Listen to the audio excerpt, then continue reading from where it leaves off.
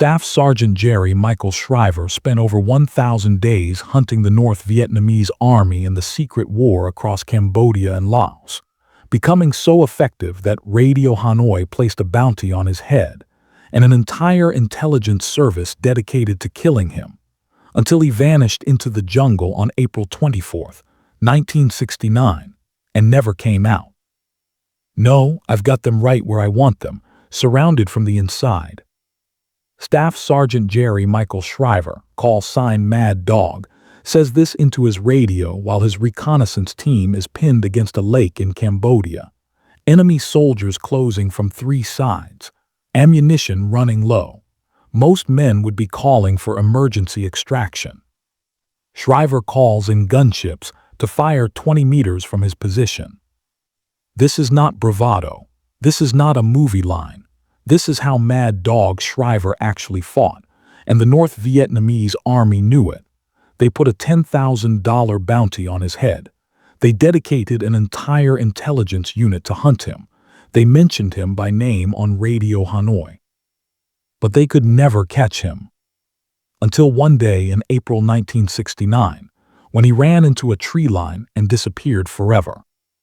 Most soldiers in Vietnam carry 1 rifle, maybe a sidearm. Jerry Shriver carries 6 pistols.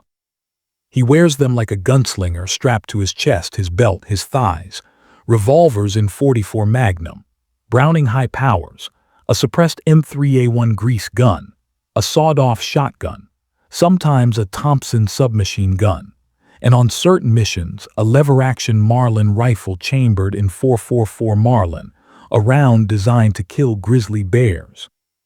Captain Jim remembers meeting Shriver before a mission near the demilitarized zone. Shriver shows up for the briefing covered in weapons. Asks him, Sergeant Shriver, would you like a CAR-15 or M16 or something? You know the DMZ is not a real mellow area. Shriver grins. No, those long guns will get you in trouble. And besides, if I need more than these, I got troubles anyhow. This is not about style. This is calculated lethality. The jungle canopy in Cambodia and Laos is so thick that visibility drops to 15 meters. Firefights last seconds. Weapons jam constantly from humidity, mud, and sweat. If your rifle stops working, you die. Redundancy keeps you alive. But Shriver's loadout goes deeper than survival. It's about volume of fire. In close quarters, where the enemy appears suddenly through the foliage, Shriver can transition between weapons faster than reloading. He can suppress an ambush with the shotgun, switch to pistols for accuracy, and finish with the grease gun's subsonic rounds for silent kills. Future Medal of Honor recipient Jim Fleming describes him this way. The quintessential warrior loner, antisocial, possessed by what he was doing, the best teammate, always training, constantly training. Fleming adds something else. Shriver convinced me that, for the rest of my life, I would not go into a bar and cross someone I didn't know. Shriver is not interested in making friends outside his unit. He spends his nights at the NCO club drinking alone, a case of beer, waiting for the next mission. He does not talk about home. He does not write letters. He extends his deployment 3 times, over 1,000 days in country. Most operators do 1 tour and leave. Shriver keeps going back. Shriver arrives in Vietnam in 1966 as part of Project Omega, a long-range reconnaissance unit. By November 1967, he's absorbed into Military Assistance Command Vietnam, Studies and Observations Group MACV-SOG. The name is bureaucratic on purpose. It hides what they actually do. Cross-border operations into Laos and Cambodia, deep reconnaissance, prisoner snatches, direct action raids against North Vietnamese Army headquarters, missions so classified that even ground commanders in South Vietnam don't know they're happening. The casualty rate is over 100%. That means if you serve a full tour with SOG, you will be wounded or killed, probably more than once. Shriver is assigned to command and control South, operating out of Ban Mi Thuot. His area of operations, the Fishhook region of Cambodia, where the NVA has built a massive logistics network. Bunkers, supply depots, headquarters complexes hidden under triple canopy jungle. Shriver becomes a 1-0. That's the team leader of a reconnaissance team. 2 to 3 Americans, 9 indigenous fighters, usually Montagnards, the mountain tribes who hate the communists and fight with a loyalty that borders on religious. Later, Shriver leads a hatchet force platoon. Hatchet forces are different, bigger, more aggressive. Their mission is not reconnaissance. Their mission is to probe the border and look for a fight. Shriver finds plenty. On October 8, 1966, Shriver's team hears rifle fire nearby. They realize they've been compromised.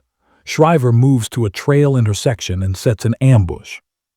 When a Viet Cong unit walks into the kill zone, Shriver's team opens fire. One insurgent is wounded but escapes into the jungle. Shriver pursues him alone. The man is trying to alert a larger force. Shriver executes a 360-degree maneuver, circles through the brush, and surprises the insurgent from behind. He captures him without firing a shot. The prisoner provides intelligence on enemy troop concentrations. Later, during extraction, the man tries to escape again. This time, Shriver doesn't take chances. 3 weeks later, October 27th, Shriver is assistant team leader on a 4-man recon patrol. They're ambushed by a numerically superior Viet Cong force. The team establishes a tight defensive perimeter, but they need intelligence. There's a dead enemy combatant 10 meters away, potentially carrying documents. Shriver volunteers to retrieve the body. He crawls through the kill zone, rounds snap overhead. He passes within 10 meters of hidden insurgents. He retrieves the documents and crawls back. Then the helicopters arrive for extraction. The canopy is too thick for a normal pickup. They have to hoist each man individually on a rope, one at a time. The enemy knows this. They're closing in. Shriver volunteers to go last. He stays on the ground alone, firing at enemy probes, buying time for his teammates to get out. He does not leave until everyone else is safe. This becomes the foundation of his legend. Not the kills, the fact that he never leaves anyone behind. By 1967, Shriver's reputation spreads beyond his unit. The North Vietnamese army starts mentioning him on Radio Hanoi. They use his nickname, Mad Dog. They say he is a war criminal, a butcher. Then they do something unusual. They offer a bounty, $10,000, the highest ever placed on a SOG operator. Shriver hears about this and laughs. He starts calling himself Mad Dog. He wears it like a badge. But the bounty is not propaganda. It's operational. The NVA activates their TRIN-SAT, a counter-reconnaissance unit specifically trained to hunt American special operators. They study Shriver's insertion patterns, his tactics, his habits. By 1969, when Shriver goes into the jungle, he is not just facing the enemy. He is facing an enemy that knows his name. October 23, 1967. Shriver leads recon team Brace into the Fishhook region. They discover an abandoned North Vietnamese bivouac, evidence of a company-sized element, at least 150 soldiers. Shortly after, the team is intercepted by an enemy platoon. They're pushed back to a large lake, surrounded on 3 sides, nowhere to run. Shriver orders his men to use grenades only. No rifles. He doesn't want to give away their exact position or waste ammunition. The situation deteriorates. The enemy is closing in. Shriver gets on the radio. The command post offers to send in ground reinforcements, a fresh hatchet force, more men. Shriver's response is instant. No, I've got them right where I want them. surrounded from the inside. Then he calls in 2 Air Force gunships. The gunships arrive. Miniguns, rockets. Shriver talks them onto target 20 meters from his own position. The gunships shred the tree line. The North Vietnamese retreat. Shriver's team is extracted without a single casualty. This is not luck. This is Shriver's operational philosophy. Aggression always forward, never defensive. He fights like a man who believes he cannot die, or like a man who stopped caring whether he does. Shriver does something unusual for an American operator. He lives in the Montagnard barracks. Not just works with them, lives with them, eats their food, drinks their rice wine, learns their language. He is the only American at Command and Control South who does this. The Montagnards call him 1-0, but they treat him like family. Shriver spends most of his pay buying supplies for their villages. Food, clothes, medicine. He doesn't do this for recognition. He doesn't talk about it, he just does it. In return, the Montagnards give him something no amount of training can replicate: loyalty. When Shriver's teams go into the jungle, his Montagnard strikers follow him into situations where survival is almost impossible. They trust him completely. They know he will not abandon them. And in the triple canopy jungle, where the North Vietnamese outnumber them sometimes 1,000 to 1, that trust is the only thing keeping them alive. Shriver also adopts a dog, a German shepherd named Klaus. He takes Klaus everywhere, on base, to the barracks. Klaus sleeps next to him every night.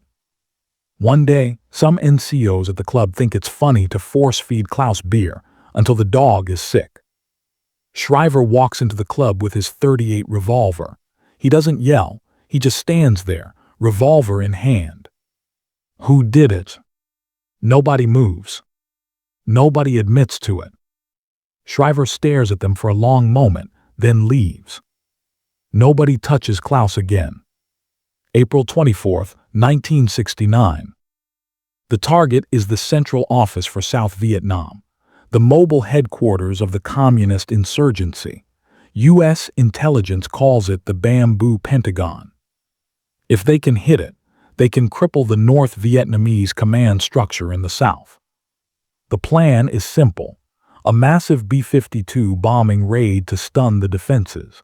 Then insert a hatchet force platoon to conduct bomb damage assessment and capture prisoners. From the start, the mission is cursed. Lieutenant Colonel Earl Trabu, the commander of Command and Control South, advises against it.